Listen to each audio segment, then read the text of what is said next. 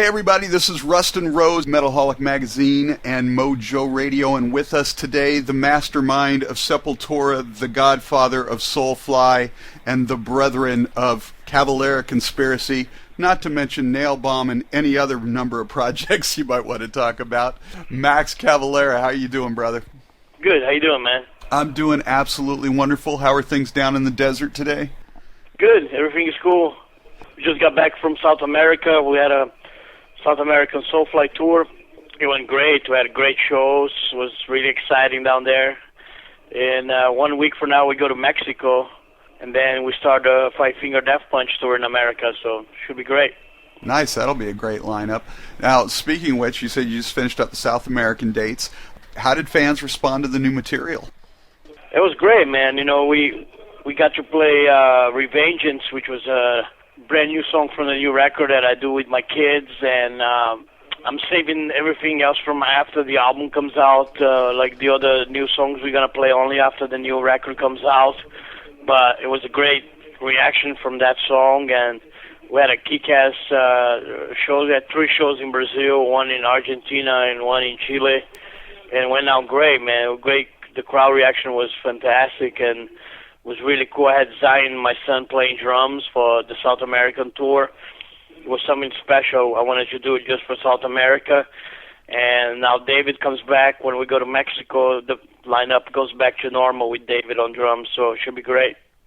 Excellent. I was going to ask you about that, how Zion came to do it. I figured it had something to do with going back to home, you know? Yeah, it was a little bit of that. You know, it was going back to Brazil, and I figured it'd be cool to bring my son to play drums, be more like a family kind of thing, and mentioned that to the promoter in Brazil. He got really excited, so we passed that word to the fans that Zion was going to play drums, and everybody got really excited, and we just kind of rolled with that idea, and it was great. He did great too. He played really awesome. Shows were great, and everybody had fun. Excellent. Now, Soulfly is set to release the new record, number 8, Enslaved, next week, March 13th, and I want to talk about that in a minute. But right before you went to Brazil, you got struck with that bout of Bell's palsy and everything. How's the recovery from that coming along? How are you doing? Doing good, man. It's I went to the doctor 2 days ago, and it's 90% healed now. So getting better. You know, it was really freaky when it first happened. I paralyzed half of my face, and I couldn't really talk that good, and it was really kind of scary at first, and I'd never heard of this disease before, and kind of came out of nowhere. And but I got treated with antibiotics and steroids, and they really did a good job. And little by little, it went away. I decided not to cancel the tour because it was South America. I was looking forward to play there in a long time, and I know the fans were ready, so I decided to go on with the disease and do the shows anyway, and I went on with the shows, and the shows are great. So some of the first shows in Brazil were kind of weird. My face was still paralyzed, and so it felt a little bit weird, but the fans were really great, and it carried me through the show, and little by little it's healing, you know, so now it's 90% gone, so I'm feeling a lot better now than I did when this thing first came on 3 weeks ago. It was really freaky, but I'm glad it's almost done, man. So it's almost out of the way. Excellent. We're always glad to hear that you're doing well. Now, Enslaved is, if not your heaviest album to date, it's your heaviest Soulfly album yet. More of a death metal feel to it, and it hits like a sledgehammer to the face. Hey, maybe there's a correlation there. Maybe it wasn't actually Bell's palsy. It's how heavy the new album is. But right. Does the addition of the band's new blood, Tony Campos and Dave Kincaid, have something to do with that? The heaviness and everything? I think it helped. You know, Dave comes from extreme death metal drumming, and he was playing with Bork Nagar, and he's an extreme motherfucker when it comes to drums, man. He's really killer on the double bass, and plays super awesome thrash death metal parts, and so he helps bring that to the band. And but I think I was already going with that direction. I mean, my songwriting was already going on that direction for the things I was listening to, and the vibe I wanted to bring into the Slave record. But everybody helped. You know, Tony also is a great bass player, very solid, killer he plays bass like guitar, so it's almost like we have 3 guitars now in the band. So it's really, really awesome, really powerful. And I'm glad. I think it's a great lineup. I think it's a killer lineup. We're very excited about this new lineup of Soulfly, and very excited about the new record. I think Enslaved is going to be a strong record in our career. It should be great to play live. Being in the studio, sometimes it can wear on you after a while, and you got to keep the energy up and everything. I would imagine having that fresh blood there, Tony and David, helped keep the energy up in the studio. It did. It was really exciting working with both of them, with David, and David's a really good drummer and really exciting, and a lot of the material was built around him, his ability to play double bass and death metal beats, and a couple blast beats that he threw in a couple songs was really awesome. And Tony is great because he really gets excited about the riff. When I come up with a riff, Tony always gets super excited. That's a killer riff, man. Let's jam that. And, everybody gets really motivated. And that all that help. And then we had also the help of Zeus producing the record, which was really great. And he's a great producer. And he helped to get something out of me that normally wouldn't come out. And the combination of all these factors, I think, led to making the record the way it is. So I think everything kind of helped to make the record good, Right. Nice segue there, because I was going to ask, you've worked with Logan Mader on the last couple of Cavalera Conspiracy albums, the last Soulfly album.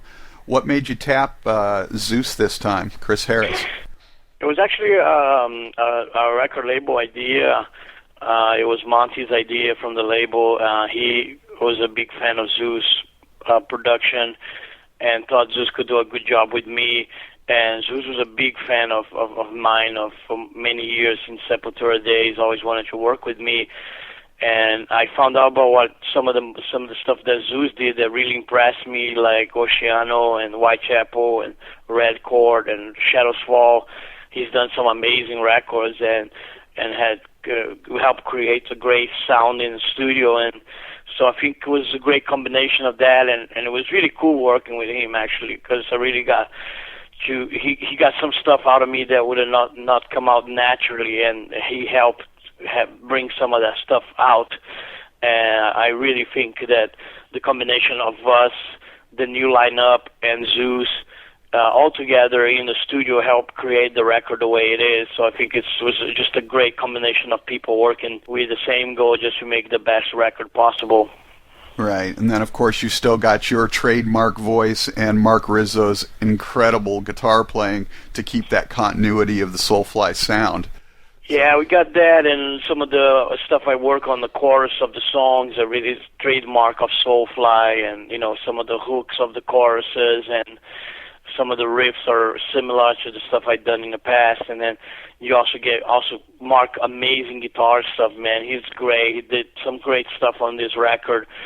Especially on a song called Treachery, when he does some kind of Pink Floyd solo that blew me away. It gives me the chills, kind of like an arrangement, a little bit like Dire of a Madman, kind of a transition on a song, and really came out of nowhere and really blew me away. And Mark has done some stuff all over the record. There's some little guitar things that he did everywhere on the whole record that was really tasteful and really awesome. And I think he's an amazing guitar player and amazing partner, and I've been playing with Mark now for almost 10 years, and it's great. I love working with him. We get along great.